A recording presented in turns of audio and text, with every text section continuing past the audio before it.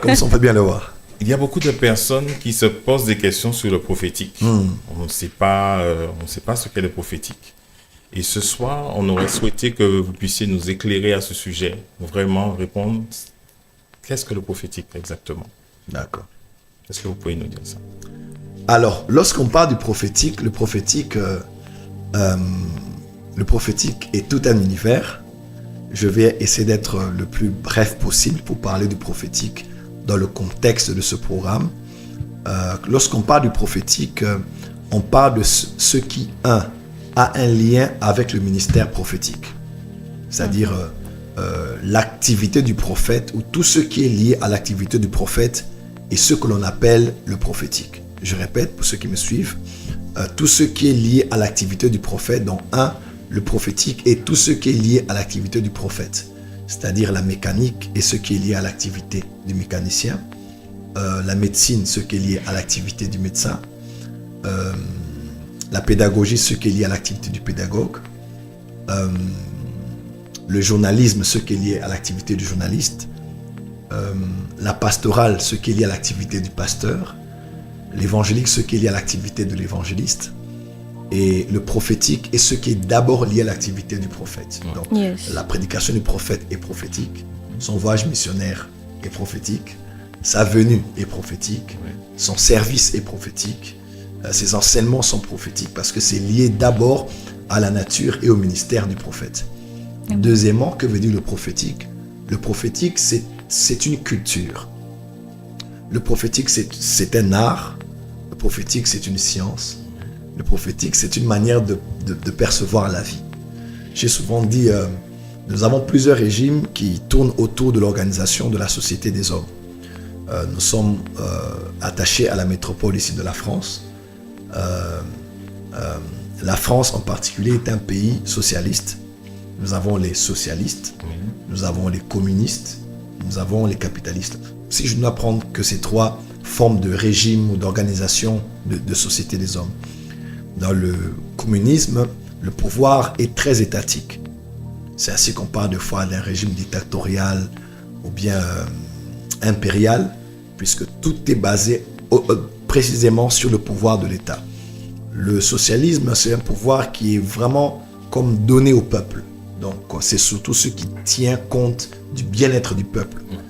Je suis beaucoup la politique française, vous allez voir, tous les débats sont toujours autour de la retraite, de l'immigration, donc tout ce qui touche le social est autour des grands enjeux et des grandes discussions parlementaires. Et même, je suivais ce qui représente la France au niveau du Parlement européen, tout tourne autour du social, puisque c'est vraiment ce dans quoi un régime socialiste se retrouve.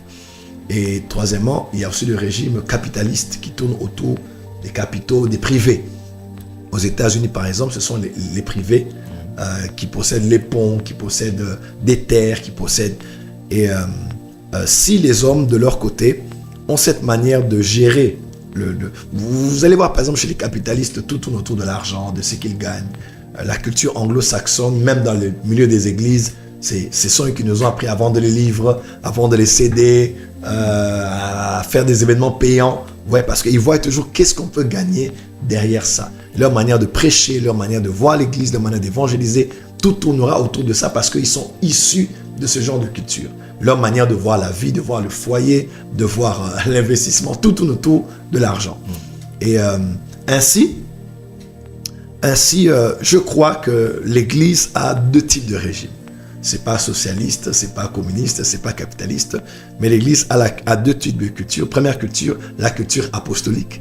Et deuxième culture, la culture prophétique. Parce que Éphésiens 2, versets 20 à 22 dit, nous avons été édifiés sur le fondement des apôtres et des prophètes. L'église n'est pas luthérienne, n'est pas calviniste, n'est pas pentecôtiste, n'est pas catholique. L'église est d'abord apostolique et prophétique. Donc l'église est apostolique et prophétique. Donc les deux grandes cultures qui sont les régimes qui régissent la vie normalement des vrais chrétiens, c'est la culture apostolique et prophétique. Quand on parle de l'apostolique, on pense à Alexandre le Grand, qui était parmi lesquels on avait Daniel et puis tous ses amis. Alexandre le Grand est venu plus tard. Selon la vision du roi, il y avait plusieurs empires. Il y avait l'empire babylonien, les Médès, les Perses, les Grecs et les Romains. Et les Romains, eux, quand ils sont venus, les Grecs, avec Alexandre le Grand, quand ils sont venus, eux, ils ont dit non, on ne va plus venir chez les gens, les conquérir et puis les emmener chez nous. Parce que ça nous coûte l'argent, ça nous coûte tout. Qu'est-ce qu'on va faire? On va emmener chez nous, chez eux. Donc c'est ainsi qu'on avait conçu ce qu'on appelait la colonisation. C'est-à-dire, on vous laisse chez vous, mais on vous amène on vous importe une culture. Importer, c'est ça? Voilà. On vous importe une culture, on vous impose la culture. Vous êtes sur votre territoire, vous parlez comme ceux du pays qui vous a colonisé, vous vous habillez comme eux, vous pensez comme... Vous utilisez même leur monnaie. Jésus a dit, c'est le fichier de qui sur cette monnaie? On dit c'est César, donnez à César ce qu'il y a à César. Parce que même en Israël, qui était colonisé, Israël était devenu une colonie. Parce que l'Empire romain, plus tard après l'Empire des Grecs, avec Alexandre le Grand, ont régné depuis l'Inde jusqu'au nord de l'Afrique. En d'autres termes, c'était des colons, des colonisateurs. Vous voyez? Dans l'Église, quand on parle de apostolique, apostolos en grec, parle des colons en fait, de ceux qui allaient quelque part, qui étaient envoyés pour faire du territoire où ils allaient se retrouver une colonie de l'Empire. Ainsi, Israël était une colonie. Moi, je suis issu d'un pays qui n'a pas été colonisé par la France. Nous, on a été colonisé par la Belgique. Donc, je parle français. Je mets des lunettes. Je me mets en cravate, en chemise. Je mange des beignets. Je mange des galettes. Je mange des croissants. Parce que je suis issu d'une culture belge. Nous, on nous appelait les Belgicains, les Belges. Et quand on dit on va aller en Europe, on dit on va aller à Tokenepoto. Donc, on va aller chez nos oncles. On voit un peu, chez ceux qui nous ont colonisés. Parce que la colonisation vient de là. Et ici, nous avons été colonisés par les Français précisément. Donc vous voyez, c'est un peu ça, la culture de la colonisation. Et quand on dit que la culture apostolique, apostolos, c'est la culture selon laquelle nous sommes des Martiniquais, n'est-ce pas? Mais quand la culture du royaume de Dieu vient, Dieu ne nous emmène pas au ciel. Voilà pourquoi Jésus n'a pas dit, lorsque vous priez, dites, notre Père qui est dans les cieux, que ton nom soit sanctifié, prends-nous et emmène-nous au ciel, dans ton royaume. Il dit non, que ton royaume, en anglais on dit, mais your kingdom, ton royaume vienne. Parce que donc, que la terre devienne maintenant une colonie, voilà, que ton royaume s'étende au point où notre île devienne une colonie du ciel. C'est ça ce qu'on appelle apostolos, ou bien apostolique. Ça fait que quand on est un chrétien, notre régime n'est pas le capitalisme, le communisme ou le socialisme, c'est l'apostolique. Donc je suis... Le prophétique, maintenant, c'est la capacité d'écouter Dieu par les multiples voies par lesquelles Dieu parle, de savoir interpréter sa voix et d'avoir la facilité de transmettre sa voix. Donc, quand on parle du prophétique, comment l'Église est prophétique? L'Église est prophétique dans la mesure où elle sait comprendre ce que Dieu veut, elle sait lire les temps et les saisons, elle sait discerner la voix de Dieu, elle sait pourquoi pas aussi transmettre la voix de Dieu aux autres. Donc, quand on parle du prophétique, on parle aussi de ça. C'est une culture de civilisation. Et l'Église doit avoir la culture du prophétique, ne pas juste dépendre d'un prophète, mais tout le monde peut écouter Dieu aujourd'hui, peut savoir ce que Dieu dit. Il parle cependant tantôt d'une manière, tantôt d'une autre. Alors, dans notre contexte maintenant du programme de ce week-end, quand on parle du prophétique, n'est-ce pas, c'est tout ce qui est déjà un lien à comment le prophète opère et aux dons prophétiques qui sont manifestés par lui. Donc on dit aux gens, nous allons expérimenter le prophétique ce week-end.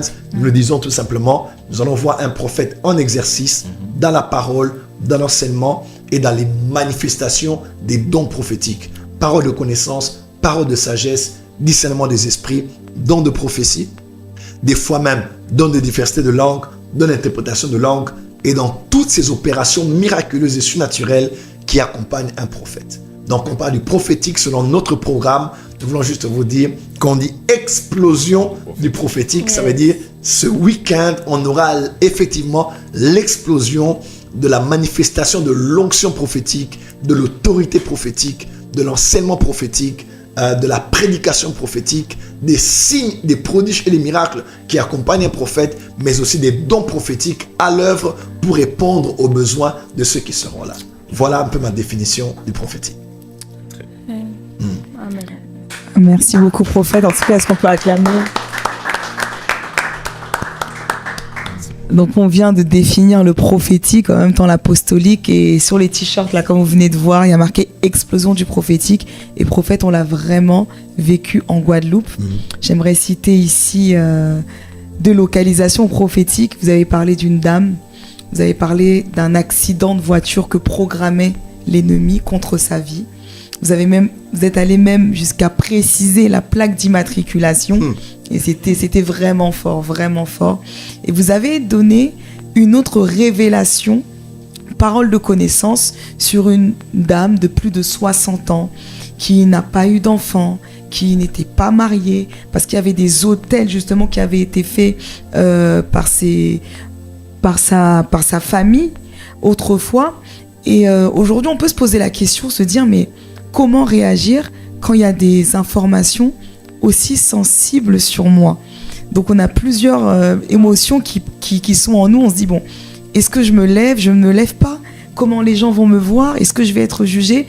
Donc pour préparer du coup le peuple martiniquais, prophète, comment réagir quand on sent qu'il y a autant de précisions?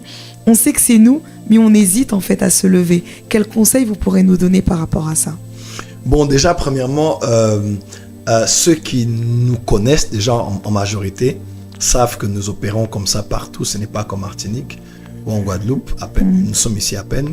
Mais que ce soit en Afrique, en Europe ou ailleurs, les gens viennent parce qu'ils veulent écouter Dieu, les parler concernant leur situation et aussi trouver une solution par rapport à leur situation. Quand on parle du prophétique, on parle de la manifestation des dons spirituels. Et je prends par exemple le don de parole de connaissance et de discernement des esprits. Lorsqu'on dit par exemple, comme on a dit à cette femme, j'ai donné le nom de Victoire, je crois, et j'ai dit, je voyais une femme qui a une voiture grise. C'est ça. Et ce qui est plus grave, c'est qu'un de mes protocoles, un fils, il me disait, quand je disais, là où j'indiquais où se trouvait la voiture, dans toute la concession, c'est là où se trouvait exactement sa voiture à l'extérieur. C'était vraiment quand on sortait, c'était là où j'avais indiqué que se trouvait sa voiture, et sa voiture était grise. Et Dieu parlait à son sujet. Pourquoi ? Parce que Dieu voulait la préserver d'un accident qui était prévu dans le monde des ténèbres après qu'elle ait fait beaucoup de prières contre les autels qui dérangeaient sa famille. Donc, elle a bougé des choses. Elle était seule, elle a bougé. Satan dit, d'accord, maintenant, je t'attends. Quand Satan voulait répliquer, Dieu envoyait un prophète, parole de connaissance, pour nom. Voilà.